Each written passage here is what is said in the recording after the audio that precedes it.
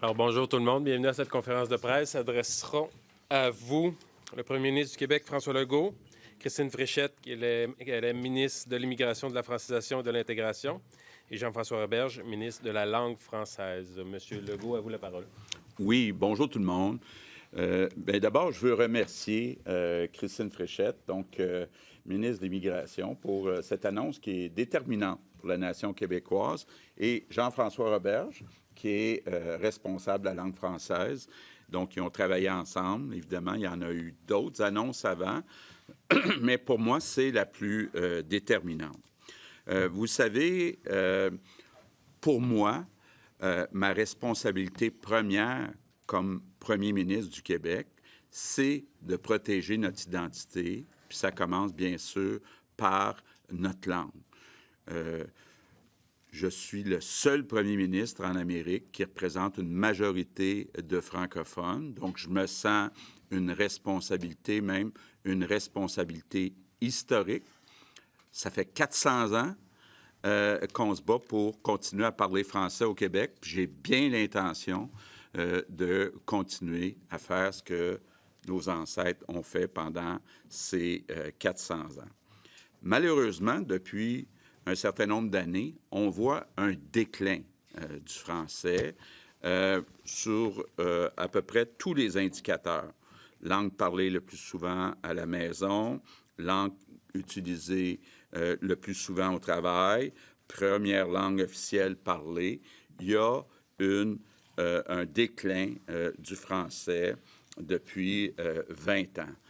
Et on a commencé à agir depuis qu'on est arrivé au pouvoir en 2018. Puis je pèse bien mes mots. On est le gouvernement qui en a fait le plus pour le français depuis le gouvernement de René Lévesque. Je pèse bien mes mots, là. On est le gouvernement qui en a fait le plus depuis René Lévesque pour le français, pour arrêter le déclin, pour encourager la place du français au Québec. D'abord, rappelons qu'on a adopté dans le dernier mandat la loi 96, qui était la première grande réforme de la loi 101, la grande loi de Camille Lorrain. Entre autres, quelque chose de très important, on a étendu la loi 101 aux plus petites entreprises. C'est un message qui est très important. Le français, langue de travail, c'est un incitatif, évidemment, pour tous ceux qui vivent au Québec, de dire, si on a besoin de parler français pour travailler, bien, c'est un incitatif qui est très important. On a été le premier gouvernement aussi récemment à poser des gestes dans les universités anglophones. Vous le voyez, il y a encore des réactions, mais il faut quand même d'abord situer le contexte. 25 des places au Québec aujourd'hui dans les universités sont dans les 3 universités anglophones. 25 des places. Donc, je pense qu'on a augmenté, entre autres, les tarifs pour les étudiants qui viennent du reste du Canada. On a remis en place un montant qu'on appelait avant de péréquation, qui avait été aboli par Jean Charest et Philippe Couillard pour les étudiants étrangers. Donc, si je regarde les tarifs qui sont payés par les étudiants des autres provinces, ni le gouvernement libéral, ni le gouvernement du Parti québécois qu'on a eu, ou les gouvernements, n'ont agi dans les universités anglophones. Nous, on le fait. Mais ce n'est pas suffisant. Ce qui est déterminant, c'est vraiment l'intégration des immigrants à la langue française. C'est ce qui est le plus important si on veut inverser le déclin de la langue française. Donc, on vous présente aujourd'hui 2 séries de mesures.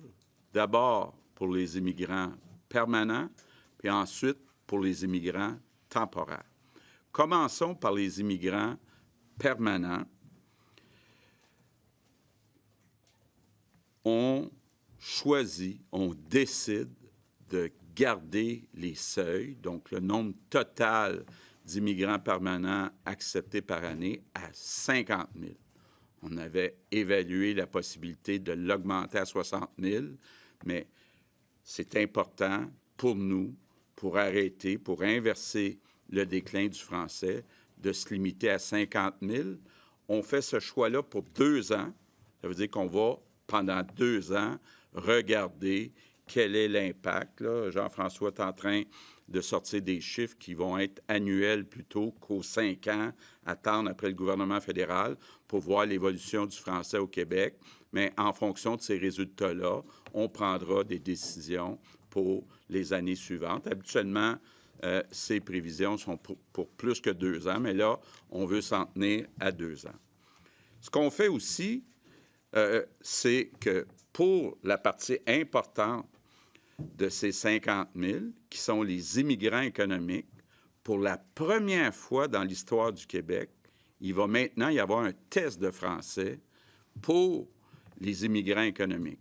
Avant, donc avec les gouvernements libéraux ou péquistes, ça donnait des points, mais il n'y avait pas une obligation. Donc maintenant, il y aura une obligation pour les immigrants économiques qui sont contrôlés par le gouvernement du Québec.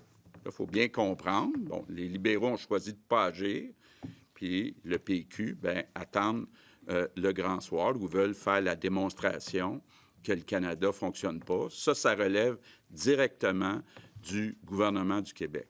Ce qu'on fait aussi, c'est qu'on a réformé le programme d'expérience québécoise, le PEC, pour dire à partir de maintenant, ça va s'appliquer seulement aux étudiants dans les universités et les cégeps francophones ou ceux qui parlent français. Donc, c'est un changement important. Et ce sont à peu près, je dirais, des immigrants parfaits pour l'intégration au Québec. Parce qu'on parle d'étudiants, donc de jeunes, qui parlent français puis qui obtiennent leur diplôme au Québec. Donc, pas d'enjeu de reconnaissance des acquis. Donc, c'est pour ça qu'on vient en faire un groupe en continu. Puis on dit, bien, dans les 50 000, d'abord, à peu près 60 % c'est des immigrants économiques. Maintenant, ils vont devoir réussir un test de français.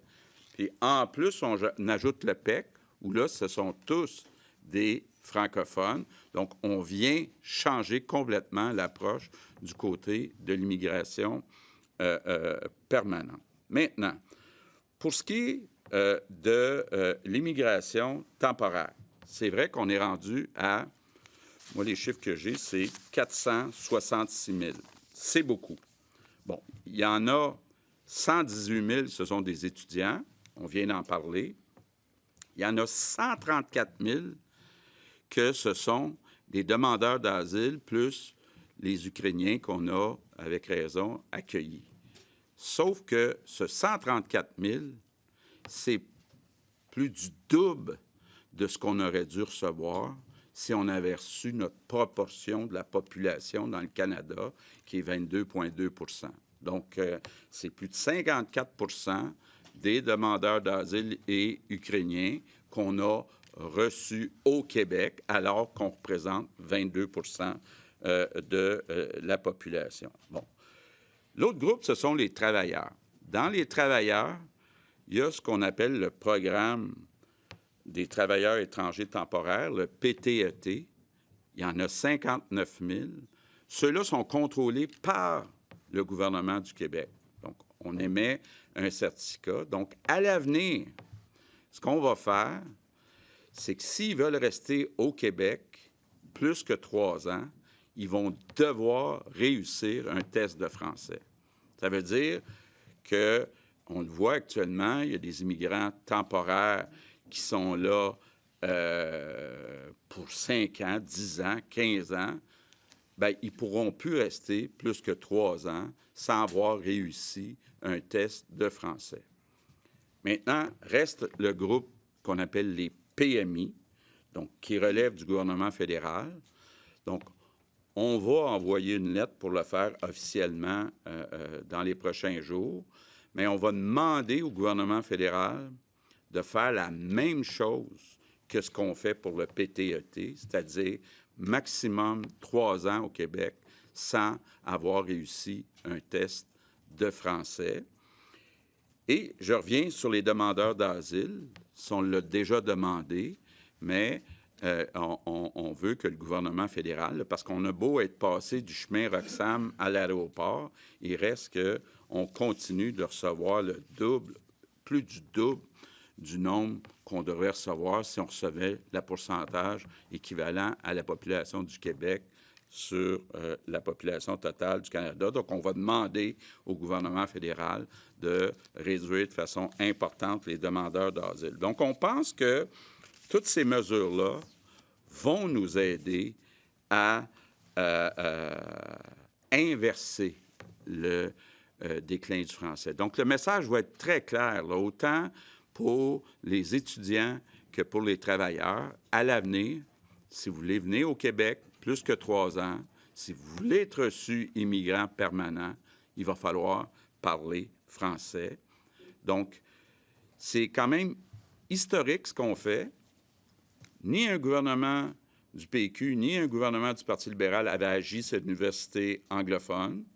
Il n'avait pas agi pour les immigrants économiques, puis il n'avait pas agi non plus pour les immigrants temporaires en vertu du PTET, un programme qui pourtant est contrôlé par le gouvernement du Québec. Donc, nous, au lieu de faire des discours, là, on agit, puis le gouvernement de la CAQ, là, puis ça va être ma grande fierté, va être le gouvernement qui va avoir inversé la tendance, donc qui va avoir réussi à arrêter puis à démarrer dans l'autre sens le déclin du français au Québec. C'est ma grande fierté.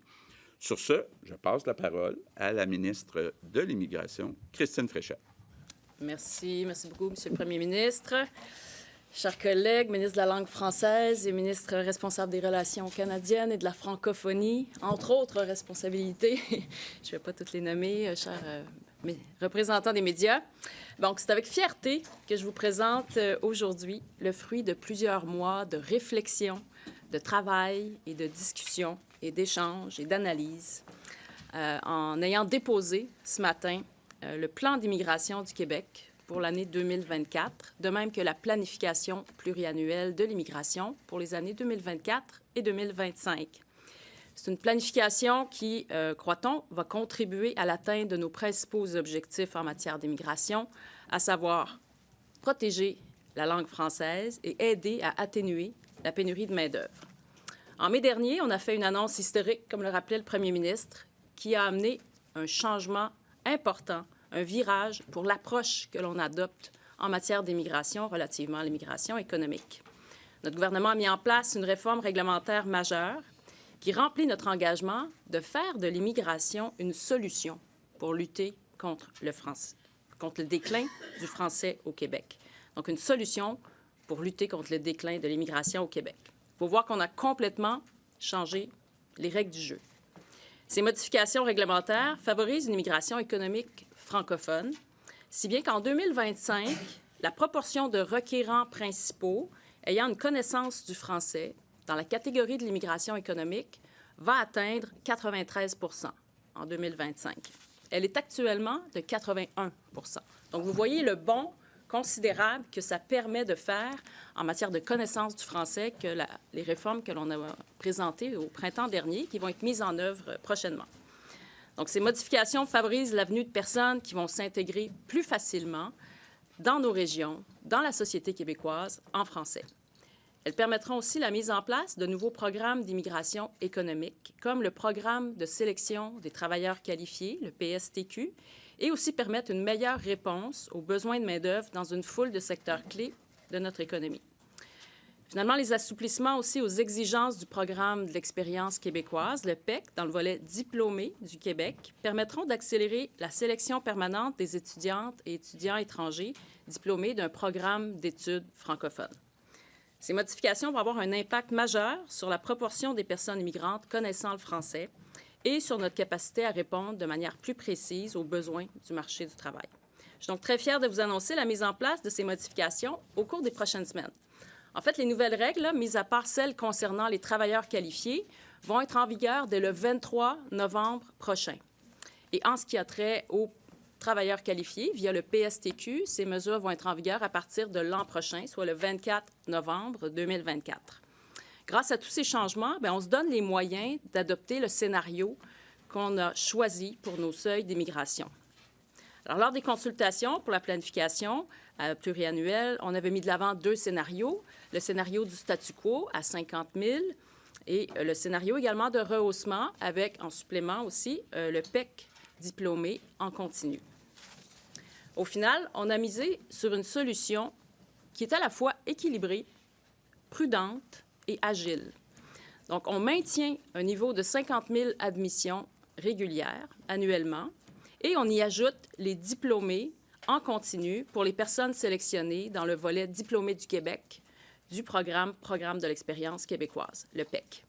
Donc, l'admission en continu, qu'est-ce que ça veut dire? C'est que les personnes sélectionnées dans ce volet-là seront admises au fur et à mesure que leurs demandes de résidence permanente seront présentées à Immigration, Réfugiés, Citoyenneté Canada, à IRCC, donc au fédéral, sans égard aux 50 000, à la cible de 50 000 admissions régulières. Donc, ces personnes qui détiennent un diplôme d'un établissement d'enseignement québécois, elles parlent français, elles sont prêtes à intégrer le marché du travail et la grande majorité réside déjà au Québec. Donc, la capacité d'accueil sur le plan de l'habitation, notamment, n'est pas sollicitée d'une manière accrue. Leur intégration à la société québécoise est déjà amorcée parce qu'ils ont étudié au Québec. Ils savent qu'ils veulent rester au Québec et ils vont contribuer à la protection de la langue française puisqu'ils ont étudié dans des programmes en français, donc ils vont parler français. Alors, c'est pourquoi on souhaite accélérer leur passage au statut de résident permanent. Et comme l'a dit le premier ministre, on a décidé que ce plan s'étalera sur une période de 2 ans plutôt que 4. Ça, c'est une approche qui va nous permettre de bénéficier d'une plus grande flexibilité dans un contexte qui est vraiment très changeant, très rapidement. Pendant ces 2 années, on va pouvoir évaluer l'impact de nos réformes réglementaires. Donc, les 5 programmes d'immigration économique sont modifiés. On va voir qu'est-ce que ça donne dans les faits.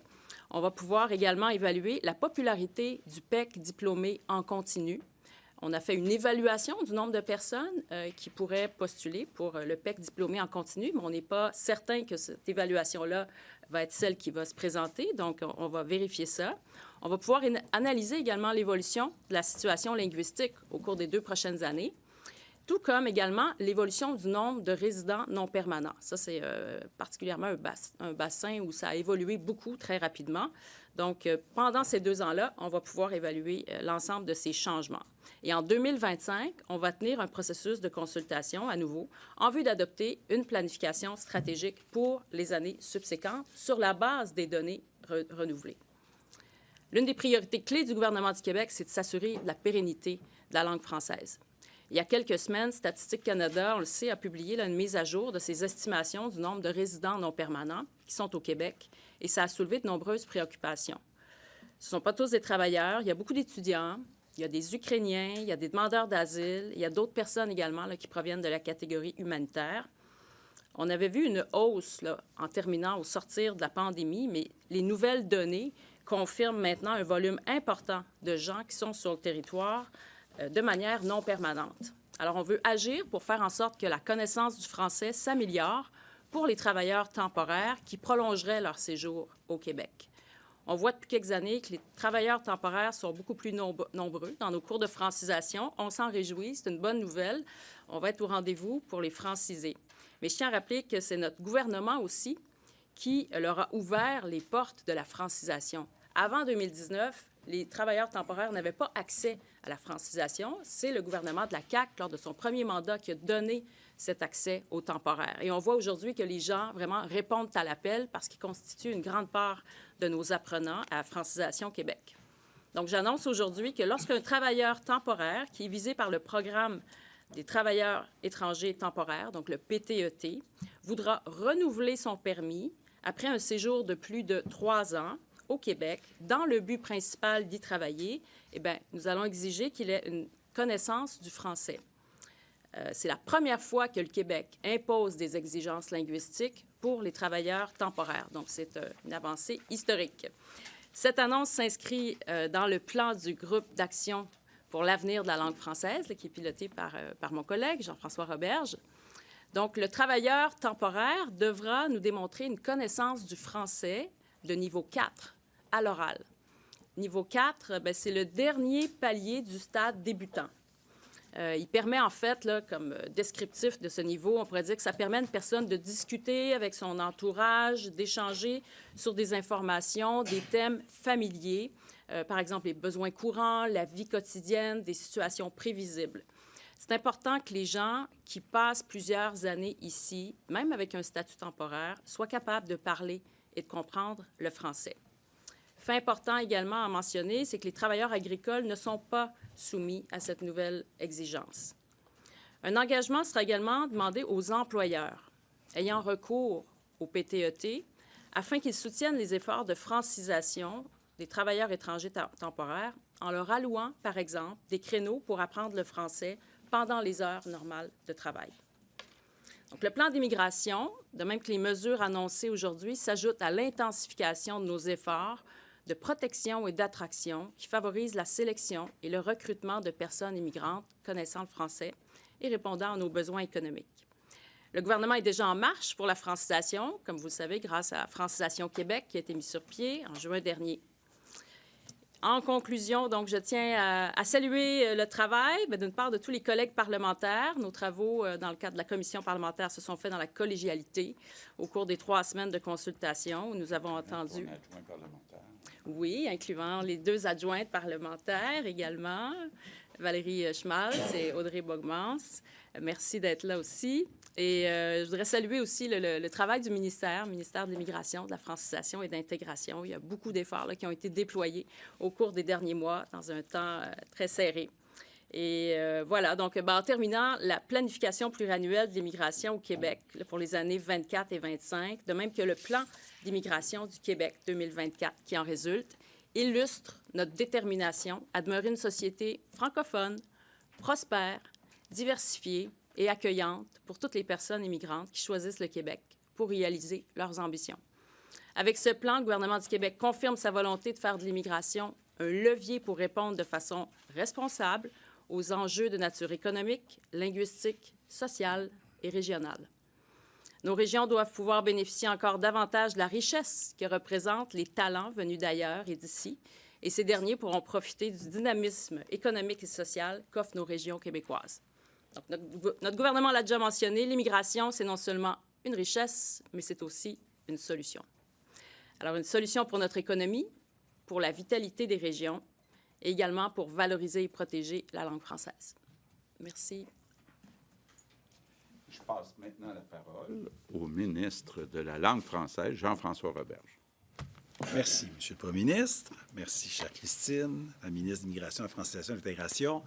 Très heureux d'être avec vous ce matin, très fier aussi. Je me souviens à mon arrivée en poste, lorsque le Premier ministre m'a confié le mandat qu'il m'a confié, il m'a exprimé la priorité qu'il avait de défendre, mais défendre, c'est pas suffisant, je veux dire, de valoriser la langue française, d'arrêter son déclin. Donc, pas facile comme mandat, mais les mandats difficiles sont les plus stimulants, sont les plus importants, puis il faut être lucide. Sur le tableau de bord, en ce moment, les voyants sont au rouge. Il faut nommer les choses telles qu'elles sont. Là, français, langue de travail, français, langue parlée à la maison, français, langue de consommation culturelle ou langue de consommation numérique. Tout ça est en recul en ce moment. Mais au gouvernement, on n'est pas résigné face à cette situation-là, pas du tout. On est mobilisé, on est motivé, puis on est en action. Donc, je suis très, très fier, très content des politiques d'immigration présentées aujourd'hui par ma collègue, parce que je suis convaincu que ces politiques-là vont nous permettre de renforcer la langue française au Québec. Ce qui est présenté aujourd'hui par ma collègue a été discuté lors des travaux, comme elle l'a dit, du groupe d'action pour l'avenir de la langue française. C'est quand même pas banal, un comité, un groupe d'action de 6 ministres qui se rencontrent de manière très, très fréquente et qui arrivent fréquemment avec des mesures concrètes. Parce qu'à la Coalition Avenir Québec, nous sommes des idéalismes pragmatiques, c'est-à-dire on veut bien nommer les choses, mais on veut aussi trouver des solutions. Et le groupe de travail a déjà donné des résultats. Plusieurs mesures audacieuses et courageuses pour assurer la vitalité de la langue française ont été annoncées ces derniers mois, je veux le rappeler, suite aux travaux du groupe avec ma collègue, on a changé les règles pour l'immigration permanente, maintenant pratiquement 100% francophone. Il y a la voie rapide pour les étudiants du programme d'expérience québécois volet diplômé. Il y a l'important rééquilibrage du réseau universitaire. Tout ça, ce sont des fruits des travaux du groupe d'action pour l'année de la langue française. Aujourd'hui, on arrive avec une nouvelle mesure importante et innovante, l'exigence de connaissance du français pour les immigrants temporaires au renouvellement de permis. Comme ça a été dit, c'est du jamais vu, puis on est content d'aller là où personne n'est allé avant nous, parce qu'on est dans une situation très particulière. Le plan global, gouvernemental, interministériel du groupe d'action sera présenté très prochainement, puis on va agir sur tous les fronts. Et ce n'est pas nouveau que notre gouvernement agit pour la langue française. Souvenons-nous que dans le mandat précédent, il y a eu des gestes très, très importants. Le premier ministre l'a dit, l'adoption de la loi sur la langue officielle et commune du Québec, le français. C'est une loi qui nous a permis de toucher au cégep. C'est important de le mentionner. Là. C'est pour la première fois, en ce moment, c'est la première session vraiment où s'applique au cégep anglophone un quota maximum de 17,5 % d'admission dans des programmes anglophones. C'est important de le mentionner. Il y a des cours de français maintenant, même dans les cégeps anglophones. Il y aura bientôt des examens de français, même dans les cégeps anglophones. Il y a l'exemplarité de l'État.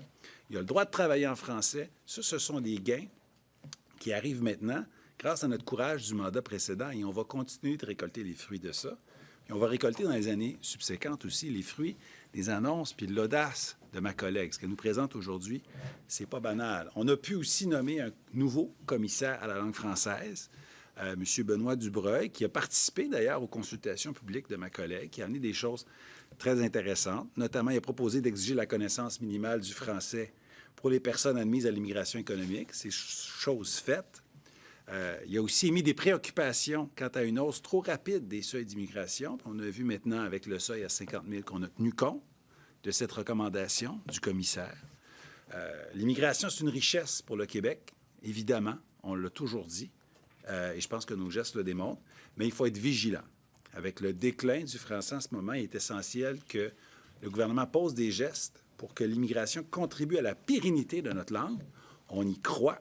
Et les gestes posés aujourd'hui vont dans cette direction-là. J'ai très, très hâte de vous présenter bientôt le plan d'action du groupe de travail. Comme je vous l'ai dit, le contexte est un peu difficile pour le français en ce moment, mais on est déterminé, on est mobilisé, on est en action pour assurer la pérennité, la vitalité de la langue française pour les générations à venir. Merci beaucoup. Parfait. Maintenant, nous passons à la période des questions. Donc, quand je vous passe la parole, juste nommer votre nom et votre média. On est quand même nombreux. On va essayer d'y aller avec une question de discussion pour commencer. Louis Lacroix, Cogeco. Bonjour, Mme Fréchette, M. Legault. D'abord, vous avez dit tout à l'heure que vous vouliez protéger l'identité québécoise. Est-ce que l'identité québécoise, pour vous, en immigration, ça se limite à la langue française, à la protection de la langue française? Non. Évidemment, quand on parle de notre identité, on parle aussi de culture, on parle de valeurs. Donc, on a déjà agi quand on regarde la loi 21. Si je parle de culture, quand je suis arrivé comme premier ministre, le budget de la culture, c'était 1,2 milliard par année. Actuellement, c'est 1,8 milliard par année. Donc, on a augmenté le budget de la culture de 50 puis là, je pourrais vous nommer plein de mesures, mais entre autres, on est en train de construire les espaces bleus. On a ajouté des émissions à Télé-Québec. Puis, dans le plan de Jean-François, il y a plein d'autres mesures aussi qui s'en viennent qui vont toucher spécifiquement la culture. Alors, est-ce que vous craignez qu'une trop forte immigration, parce que vous passez de 60 000 à 50 000, si on avait maintenu, par exemple, si on était allé à 60 000, est-ce que, outre la langue française, est-ce que vous croyez qu'il y aurait eu une menace pour l'identité québécoise à cause de l'immigration? Oui, écoutez, c'est toujours un défi, l'intégration du côté des valeurs. On a adopté la loi 21 sur les signes religieux, mais je pense que le cœur de l'identité québécoise, c'est autour de la langue française Puis moi, ça m'inquiète. Puis on agit pour arrêter le déclin, puis inverser la tendance, augmenter le pourcentage de francophones au Québec. Maintenant, il y a un défi aussi d'intégration sociale. Il y a tout le défi des logements aussi actuellement. C'est pas seulement au Québec, là, on le voit même dans le reste du Canada, on est en train de se poser des questions. Il y a le défi aussi des services qui sont donnés à la population. Je pense entre autres à nos écoles, nos garderies qui sont sursollicitées, entre autres avec l'arrivée des demandeurs d'asile en aussi grand nombre. Donc, il y a plusieurs défis. Hugo Pilon-Larose, La Presse. Bonjour. Le scénario que vous aviez soumis en consultation mentionnait 60 000 en 2027. Cette fois-ci, donc, on n'a pas les prévisions pour 2027 parce que vous voulez retourner en consultation après avoir vu les effets de ce que vous mettez sur la table. Mais à quel point êtes-vous confiant qu'au final, en 2027, on va pouvoir aller à 60 000 en fonction de ce que vous présentez aujourd'hui? Je ne suis pas en mesure aujourd'hui là, d'évaluer ou de prévoir exactement quelle sera la situation pour 2027. On pose des mesures fortes. Comme le disait Christine, il va falloir voir aussi quelle est la collaboration du gouvernement fédéral. Entre autres, je pense au PMI, de dire est-ce qu'eux aussi vont faire comme nous puis exiger un test de français lors du renouvellement. Donc, il y a beaucoup de questions comme ça. Le PEC, c'est tous des francophones, des étudiants francophones. Il va-t-il en avoir 2 000, 5 000, 10 000? C'est tout ça qu'il va falloir évaluer. Puis on se donne justement un programme seulement sur 2 ans pour regarder. Mais moi, je suis vraiment déterminé là, à ce qu'on inverse la tendance, qu'on inverse le déclin du français au Québec. On va prendre les mesures qui sont nécessaires, mais je pense qu'on a des chances, avec ce qu'on annonce aujourd'hui, d'y arriver. Vous annoncez aujourd'hui est désincarné du contexte politique actuel, dans le sens où, là, finalement, vous décidez pour 2 ans de rester à 50 000, et on a dans les sondages une remontée du Parti québécois qui, eux, privilégient une cible encore plus basse. Donc, est-ce que votre décision est motivée par la remontée dans les sondages du Parti québécois? Absolument pas, non. Et sur les tests pour les travailleurs temporaires, ces tests-là seront administrés par qui? Et est-ce que les employeurs auront l'obligation d'octroyer du temps aux gens pour pouvoir apprendre le français, ou c'est un engagement finalement basé sur l'honneur que vous leur demandez? Alors, au niveau des tests, ce seront les mêmes tests qui sont utilisés actuellement. Donc, on parle de 7 tests là, qui sont reconnus comme étant démontrant là, la compétence en français. Donc, ces mêmes tests seront utilisés. Comme vous savez, ce sont des tests dans lesquels on veut injecter davantage de Québec, de notions relatives au Québec, des expressions québécoises, des références culturelles ou autres québécoises. Donc, ce seront ces mêmes tests qui seront utilisés. Et on va obliger les employeurs à offrir des mesures de francisation sur les lieux de travail pour un certain nombre d'heures. Les modalités ne sont pas encore déterminées, mais on s'en va dans cette direction-là pour faire en sorte que les employeurs et que le lieu de travail puissent participer à la francisation des personnes qui ne parlent pas français. Geneviève Lajoie, Journal de Québec, Journal de Montréal. Bonjour.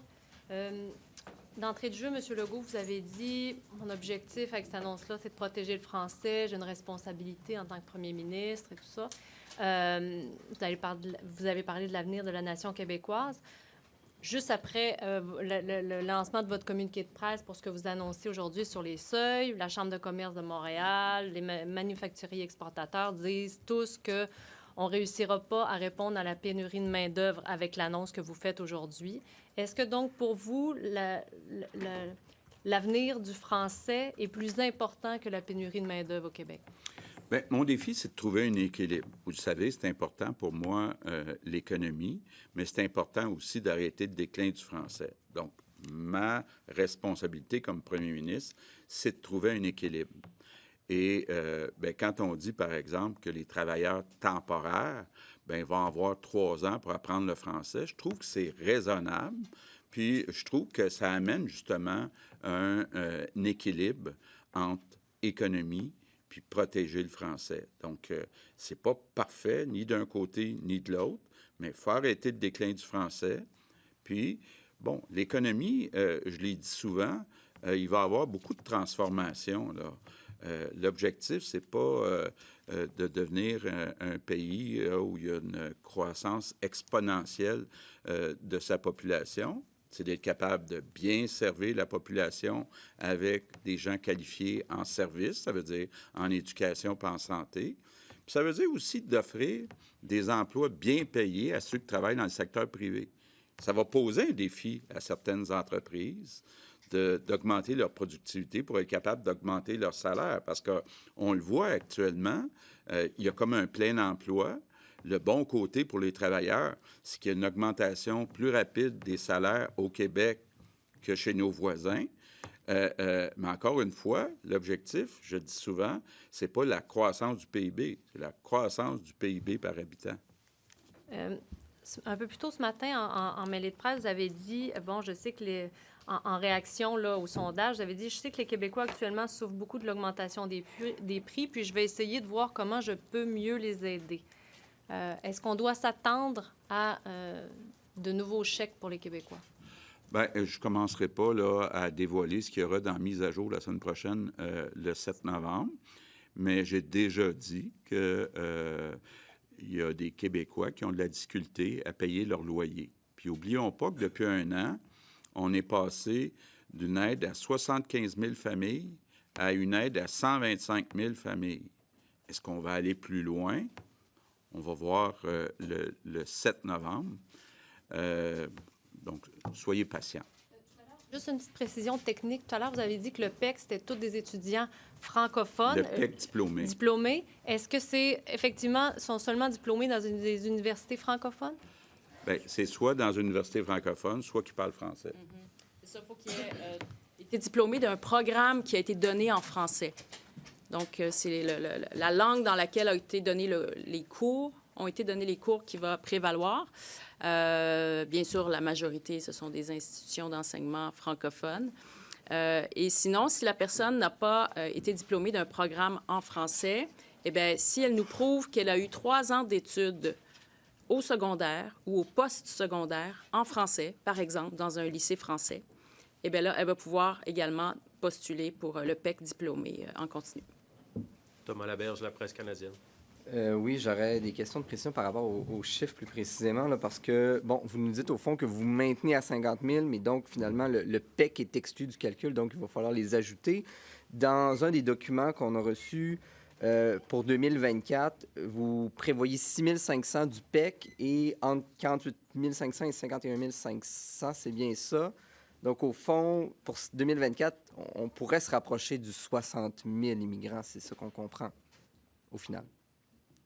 Bien, ce que je vous dis, là, c'est que effectivement, ça pourrait donner 56 500 si nos prévisions sont bonnes.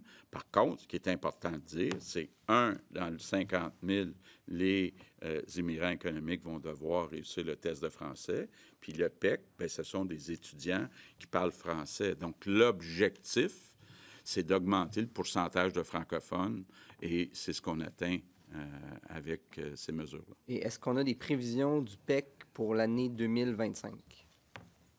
Non, pas à ce stade. Il faut voir que le 6 500 pour l'année 2024 est vraiment une approximation, un estimé. On va voir à l'usage de quel résultat ça donne. Ça pourrait être moins que ça pourrait être ça pourrait être plus.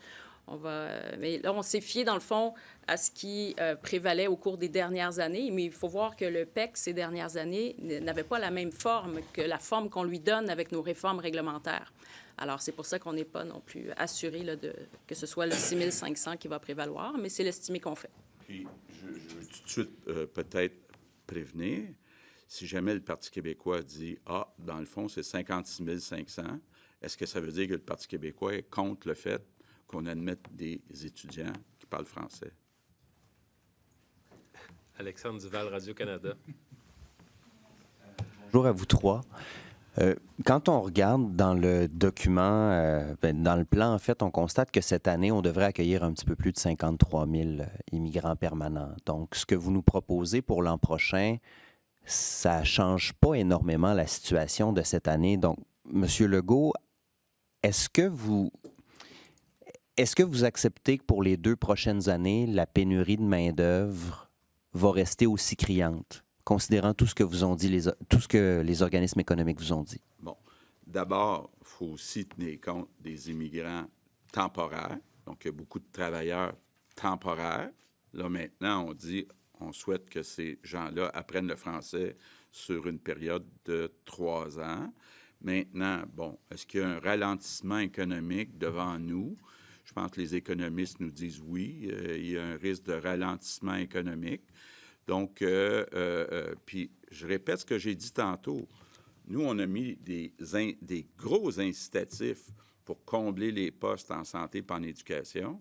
Mais du côté du privé, c'est sûr qu'il va y avoir comme un réaménagement parce que là, on annonce aussi des jobs payants dans des nouveaux secteurs de l'économie verte. Donc, les entreprises pourraient être capables de garder leurs employés, vont être obligées d'augmenter leur productivité pour être capables d'augmenter leur salaire. Donc, il va y avoir quand même des défis pour les entreprises au Québec, mais le grand gagnant, ça va être le travailleur québécois qui, on le voit déjà, a accès à des salaires plus élevés, à une augmentation des salaires plus élevés au Québec qu'ailleurs. Madame Fréchette, considérant que l'exigence de connaissance du français pour les temporaires qui vont vouloir renouveler leur permis de travail exclura les travailleurs agricoles, j'aimerais savoir, ça va donc concerner qui? Combien de personnes par année? Et est-ce que ce n'est pas marginal dans le portrait global? Alors, la mesure va s'appliquer donc aux 59 000 détenteurs d'un permis. Si on suit la situation là, de juin dernier, donc il y avait 59 000 détenteurs de permis, de PTET. Si on exclut le milieu agricole, on est autour de 35 000. Donc, ce sont ces personnes-là qui seront soumises à l'exigence de connaissance du français, qui est une première. Il pourrait y avoir également des gens qui nous arrivent d'un programme fédéral, le PMI, et qui veuillent renouveler, mais à travers le PTET. Donc, ça aussi, ça pourra faire un afflux de personnes. Et il faut voir qu'on demande au fédéral aussi d'adopter la même mesure. Donc, le champ du PMI, qui regroupe 119 000 personnes, pourrait aussi être sujette à l'application de cette exigence-là, dans la mesure où le fédéral voudra bien travailler à améliorer la connaissance du français dans le bassin des migrants temporaires. Vous avez... Juste pour compléter aussi, là, en juin 2023, donc, on avait 466 000 immigrants temporaires. C'est vrai qu'il y en a 59 000 qui sont dans le PTET, mais d'abord, il y en a 118 000, ce sont des étudiants. Puis là, on vient d'annoncer quand même, avec le PEC en français, des incitatifs à ce que de plus en plus de ces étudiants-là viennent étudier en français, surtout s'ils veulent devenir immigrants permanents. Puis je rappelle, il y a 134 000, ce sont des demandeurs d'asile et des Ukrainiens. Puis là, bien, on a reçu 54 de tous ces demandeurs-là, alors qu'on représente 22 de la population. Donc, si demain matin, le gouvernement fédéral accepte de réduire ça à 22 bien, on voit là, qu'on touche beaucoup de monde. Puis on demande pour le PMI au gouvernement fédéral de mettre la même mesure que nous après 3 ans. Petite précision, Mme Fréchette, sur les 35 000 potentiellement là, qui seraient touchés avec le PTET. Est-ce que vous avez une idée du pourcentage de ces gens-là qui demandent à renouveler un permis de travail et qui ne font pas que retourner chez eux une fois que leur permis est échu? On n'est pas encore au clair sur le pourcentage parce qu'en fait, les chiffres que l'on possède à l'heure actuelle réfèrent à la période où la pandémie battait son plein. On était en 2020, là. On est en 2023, ceux qui ont renouvelé en 2020, donc ils étaient en pleine pandémie. Donc, ce n'est pas des chiffres à partir desquels on peut vraiment travailler puis extrapoler. Donc, on va voir le pourcentage en question. Est-ce que ce sera... en fait, je ne veux pas aller de l'avant avec des estimés, là, mais la situation qui prévalait durant la pandémie, pour nous, n'est pas révélatrice de ce qui va survenir. Donc, ça va être à voir. Ça fait partie des éléments. Et j'aimerais ça juste compléter un petit élément pour dire que Francisation Québec là, est accessible à tous ces gens-là. Les demandeurs d'asile, les étudiants internationaux, les travailleurs étrangers temporaires, tous ces gens ont accès à Francisation au Québec sans frais et peut-être même avec des allocations financières. Donc, là, il y a là un message aussi, une grande ouverture de notre part pour qu'ils apprennent le français. Bonjour à vous tous. Juste pour revenir sur les exigences de français pour les temporaires, ce que je comprends de votre discours, c'est que vous ne pouvez pas vraiment aller plus loin que le PTAT et potentiellement le PMI. Je veux dire, les étudiants temporaires ne pourraient pas se voir exiger des connaissances du français. On agit via les étudiants qui sont ici de manière temporaire, effectivement, par différentes manières, avec le PEC diplômé, en associant l'idée que si on gradue d'un programme en français, on puisse avoir la résidence permanente de manière automatique, c'est un gros incitatif. Donc, c'est un message très clair qui est transmis aux étudiants étrangers. Il y a aussi Francisation Québec, dont je viens de parler, qui leur est accessible. On a aussi les bourses d'études en région avec des frais de scolarité moindres qui sont mises en place, qui, elles aussi, contribuent à la connaissance du français chez le bassin des étudiants étrangers. Donc, tout ça, finalement, ça participe d'un même mouvement et d'une même volonté de faire en sorte de maîtriser le français là, pour qui vient au Québec. OK. Vous parlez depuis le début du point de presse de la vitalité du français. Vous avez prévu des exigences de connaissance du français chez les immigrants économiques permanents. Pourtant, vous décidez de ne pas choisir la hausse à 60 000 des cibles régulières. J'aimerais comprendre pourquoi. Est-ce que c'est parce que la capacité d'accueil a été considérée dans votre calcul? Est-ce que vous voulez y aller? La capacité d'accueil, c'est sûr que ça fait partie de la donne. J'ai fait une tournée des régions. J'ai visité 16 régions jusqu'à maintenant. Et partout, on me dit que les travailleurs étrangers sont très importants, mais en même temps, on a de la difficulté à les loger. On ne peut pas faire abstraction de cette situation-là. La capacité d'accueil, c'est central dans la réflexion qu'on doit avoir. Et je suis contente de voir que le fédéral commence à considérer la chose parce qu'il ne semblait pas le faire. Bien qu'ils veuillent, ils ambitionnent d'accueillir 1,5 million de personnes par année. La capacité d'accueil doit être partie prenante de la réflexion. Et nous, particulièrement du côté de l'habitation, c'est très, très serré. Donc, on ne peut pas y aller de grandes ambitions sans égard à notre capacité d'accueil qui est limitée. Donc, il va falloir travailler cette capacité d'accueil pour faire en sorte qu'on soit mieux pourvu pour accueillir des Québécois qui s'installent en région ou des personnes immigrantes qui s'installent en région. Donc, ça fait partie des défis. Vous parlez du fédéral, une petite question là-dessus. Il y a un potentiel plafonnement des cibles d'immigration fédérale qui pourrait être annoncé là, dans les prochaines heures. Est-ce que vous vous êtes arrimé avec le fédéral pour cette annonce-ci aujourd'hui? Arrimé? Ouais. Dans quel sens? Est-ce que vous êtes inspiré ou est-ce que vous avez eu des discussions avec le fédéral pour fixer les cibles que vous fixez ce matin? Bon, normalement, l'accord Canada-Québec en matière d'immigration prévoit que le gouvernement fédéral consulte le Québec dans le cadre de l'établissement de ces cibles d'immigration. Je vous dirais que sur le plan administratif, il y a eu des échanges qui peuvent s'apparenter à une consultation, mais au niveau politique, il n'y a pas eu de consultation. Et normalement, le gouvernement fédéral doit tenir compte des cibles d'immigration du Québec avant de s'avancer sur ses propres cibles, et ils le font aujourd'hui même. Alors, on se doute bien que, la situation qui prévaut au Québec n'a pas été prise en considération. Donc, il y a là un enjeu. Et c'est sûr que nous, notre attente, c'est de voir le fédéral réduire ses ambitions en matière d'immigration, justement pour cette notion de capacité d'accueil. Puis cette notion de capacité d'accueil au Québec, elle inclut aussi notre capacité à franciser les gens. Et Francisation Québec est à l'ouvrage, mais en même temps, il faut rester encore là réaliste.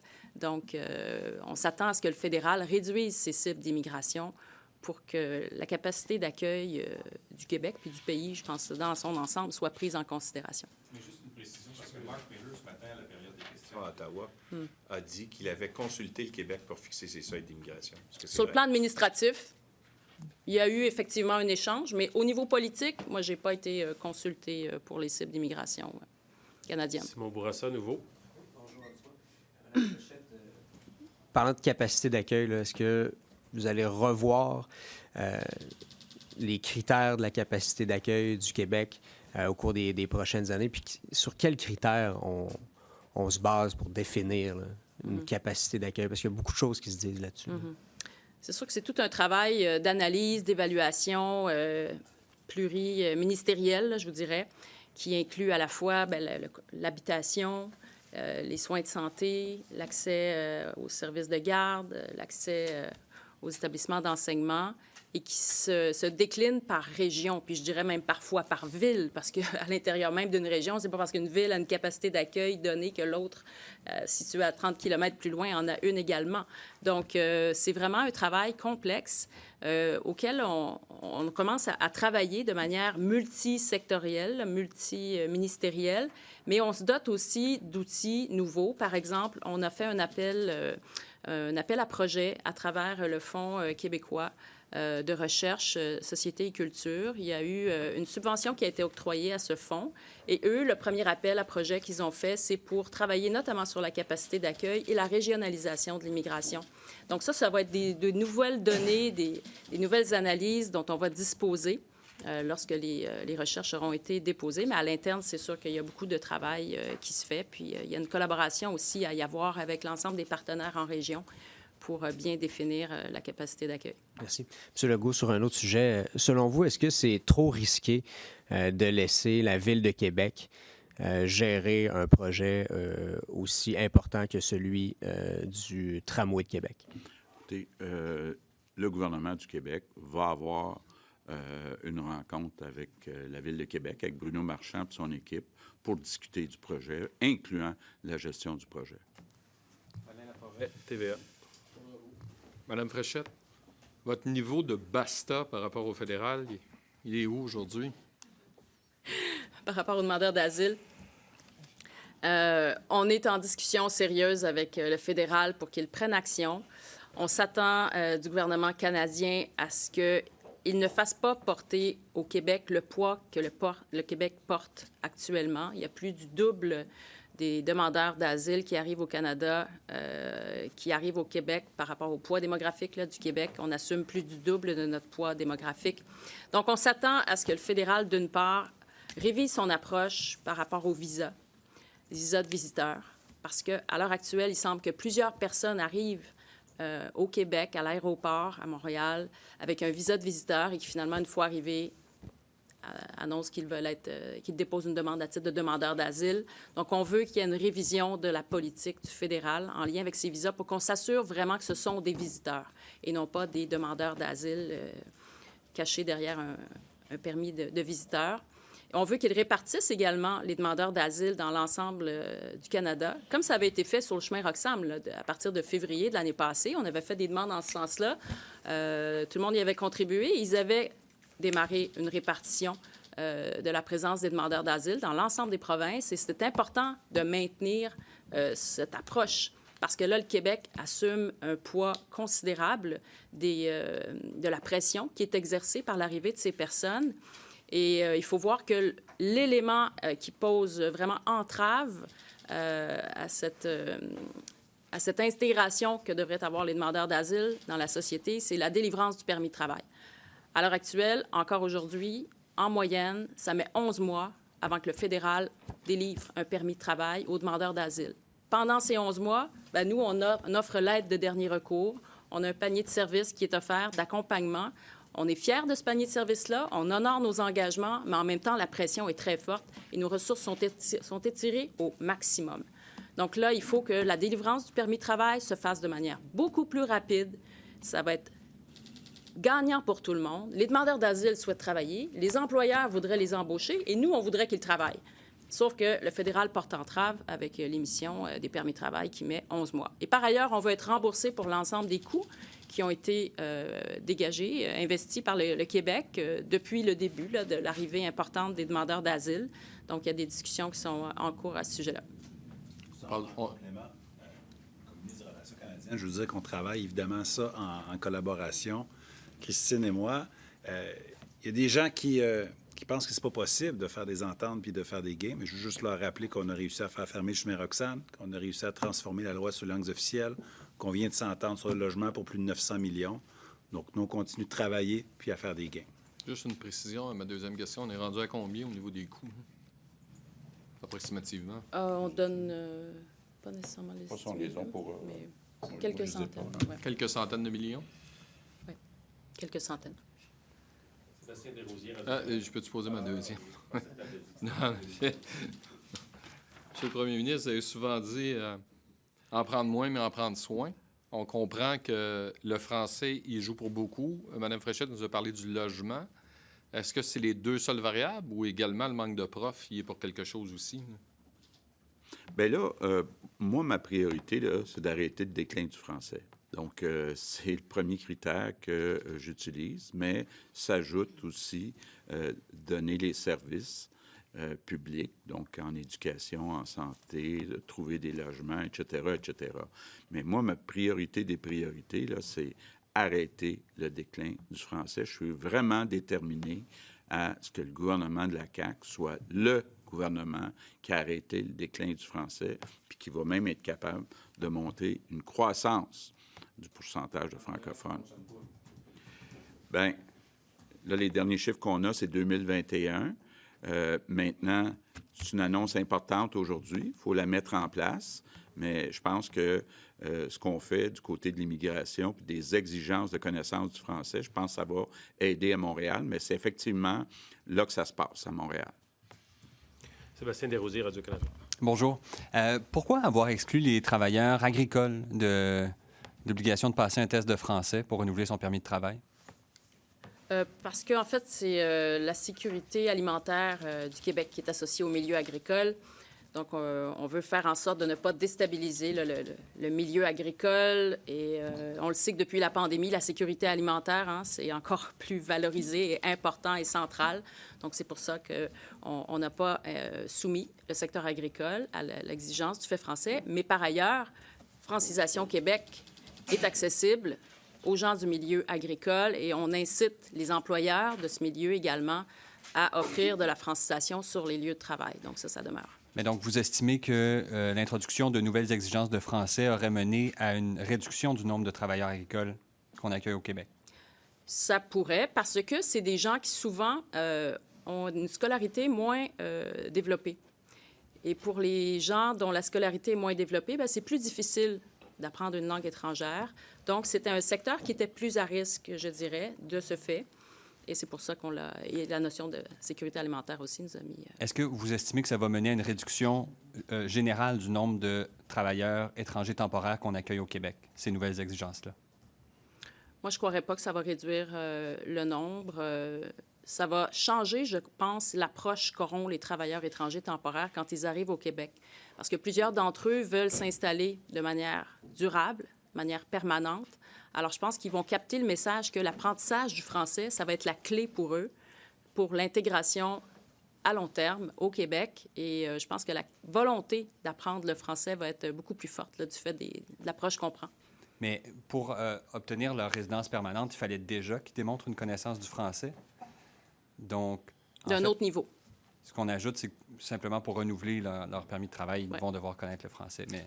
Pour la résidence permanente, il faut avoir un niveau de connaissance du français niveau 5 si les personnes ont des qualifications manuelles ou intermédiaires, et niveau 7 si elles ont des hautes compétences avec un niveau aussi à l'écrit. Tandis que pour les temporaires, là, on est au niveau 4. Donc, la marche est moins haute pour ce qui est de l'apprentissage du français.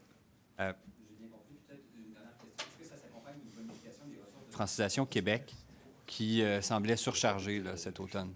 C'est sûr qu'on a besoin davantage de ressources et on travaille à ça. On est en processus continu d'embauche pour notamment des professeurs. Donc oui, ça s'accompagne de ça. Fanny Lévesque, La Presse. Oui, bonjour à vous trois. Monsieur Legault, j'ai entendu votre réponse sur le tramway, mais quand même, à sa face même, là, est-ce que ça tient la route que la Ville de Québec soit maître d'œuvre du projet? Puis qu'est-ce que ça dit, le fait qu'il n'y ait pas de soumissionnaire qui ait répondu? Bien là, je comprends que vous essayez d'avoir des réponses avant qu'on rencontre le maire de Québec, là, mais comme l'expliquait bien la vice-première ministre et ministre des Transports, le projet il est géré par la Ville de Québec. Puis là, on vient d'avoir de l'information. Donc, on va s'asseoir avec Bruno Marchand et son équipe, puis on va discuter de l'ensemble du projet. Mais leur message, c'est que la balle est maintenant dans le camp du gouvernement du Québec. Donc, leur réponse que vous leur donnez aujourd'hui, c'est celle-ci? Non, on va... Quel signal vous leur envoyez? Non, mais ce que je veux, c'est d'abord avoir plus d'informations, voir exactement ce qu'ils proposent au niveau de la gestion du projet. Là, hier, il nous parlait de 12-13 milliards. Là, il dit 8,4 milliards, c'est nous qui gérons. honnêtement, là, c'est à peu près toute l'information que j'ai. Là. Donc, on veut avoir une rencontre avec Bruno Marchand pour faire le tour d'un projet qui est quand même très important puis très coûteux. Mais votre appui au tramway ou un autre projet, là, est-ce que ça s'est passé aujourd'hui change votre appui ou votre vision du projet? Bien, je vais d'abord, moi, je souhaite avoir un projet, mais je vais d'abord, on va d'abord rencontrer Bruno Marchand pour avoir toutes les informations, puis on va vous revenir rapidement. Puis une petite dernière, justement, si ça coûte trop cher, est-ce que vous en avez un plan B pour le réseau Si, là, on va commencer par avoir une rencontre et puis de discuter du projet, de la gestion du projet, puis du coût du projet. Donc, on va discuter de tout ça, là, puis on répondra ensuite à vos questions. Mais vous avez dit que c'était inquiétant, 8,4 milliards tout à l'heure. Oui, c'est toute Qu'est-ce une qui est inquiétant augmentation. là-dedans? Bien, c'est beaucoup d'argent là, par rapport à ce qui était prévu. Est-ce que c'est moins inquiétant? C'est inquiétant aussi, oui. On passe en anglais, Franca Miniaca Global. Surtout que là, je ne suis pas certain, là, mais on me dit que là, on a enlevé toutes les provisions d'imprévus et tout ça. Là, donc, mais je veux voir ça, là. Je n'ai pas vu le détail. Hein. Pardon? Bien, il faudrait que je voie le détail avant. Là. Je m'excuse d'être plate comme ça, là. Moi, je n'ai pas. Vous avez eu l'information. Votre gouvernement a eu l'information déjà. Je n'ai pas l'information de son projet de 8,4 milliards. Hein. Une dernière question en français, Hugo Lavallée, Radio-Canada. Oui, bonjour. Pour revenir à l'immigration temporaire, si on décortique ça, là, je comprends, le 134 000 demandeurs d'asile, c'est difficile de contrôler ça, évidemment. On ne contrôle pas qui arrive. Il y en a comme beaucoup trop. Là, on a plus que le double de ce qu'on devrait avoir. Oui, non, mais je veux dire, vous ne contrôlez pas le nombre de personnes qui arrivent à l'aéroport. Non, mais rappelons-nous, l'année passée, il y avait une partie des demandeurs d'asile qui étaient transférés à Niagara ou ailleurs dans d'autres provinces. Donc, il faut quand même tenir compte de ça. Les étudiants, 118 000. Bien là, avec les mesures qu'on met en place, la combinaison francophone-anglophone risque de changer aussi. Mais là où je voulais en venir, c'est que donc 134 000 demandeurs d'asile, donc il y a peut-être des choses à faire, là, mais c'est un peu plus difficile de contrôler ça. Le PTET, là, vous annoncez la mesure pour le renouvellement des permis. Est-ce que le vrai problème, c'est pas le PMI, au fond? Parce que là, vous demandez au fédéral de faire la même chose. On voit que le fédéral, jusqu'ici, n'a pas nécessairement été réceptif à beaucoup des demandes en matière d'immigration. Là, il n'y a pas de plafond à ce programme-là. Le PMI, c'est 119 000. Là. Ce qu'on demande, c'est que le fédéral fasse comme nous, donc lors d'un renouvellement, après 3 ans, qu'on exige, qu'on demande un test de français. Là. Donc, c'est ce qu'on demande au gouvernement fédéral. Mais est-ce qu'il n'y a pas lieu de plafonner le nombre d'admissions dans ce programme-là, justement, avec le fédéral? Ou... Bien, ça peut faire partie des discussions. Là. Bien, nous, l'approche qu'on veut prendre, là, c'est de dire avec les temporaires, c'est raisonnable de dire vous avez 3 ans pour apprendre le français. C'est ça l'approche qu'on veut prendre. L'autre question que je voulais vous poser concernant le